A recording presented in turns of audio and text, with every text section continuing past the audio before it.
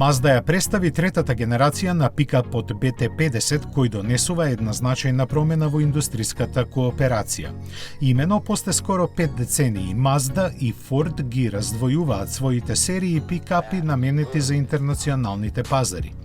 Процесот започна со представувањето на претходниот модел, кој мораше да го отстапи своето место на европскиот и американскиот пазар на Ranger. Новата генерација на BT50 сега ќе ги нема тие ограничувања, бидејќи целосно е базирана на робусниот Isuzu D-Max. Затоа и место во заедничката фабрика на Mazda со Ford ќе се произведува во погоните на Isuzu, исто така во Тајланд. Развиена е во Австралија и под силно влијание на кодо дизајнот, многу наликува на динамичниот CX-9. Мускулестиот изглед на надворешноста е пренесен и внатре, каде освен инструмент таблата, се е од Isuzu. Таква и механиката која во споредба со претходната генерација на Mazda BT50 и дава поголема техничка предност.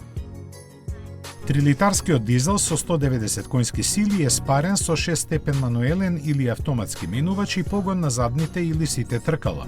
Има носивост од преку 1000 килограми и може да влече приколка тешка 3,5 тони. Димenzиите се за нијанса помали, но опременоста далеку побогата. Таа меѓу другото вклучува автоматски светла и бришачи, двозонски клима уред, паркинг сензори и модерен инфозабавен систем. Сето тоа е дополнуто со бројни безбедносни асистенти кои вообичаено не се среќаваат кај пикапите. Како и досега на располагање ќе биде со 3 изведби на кабината.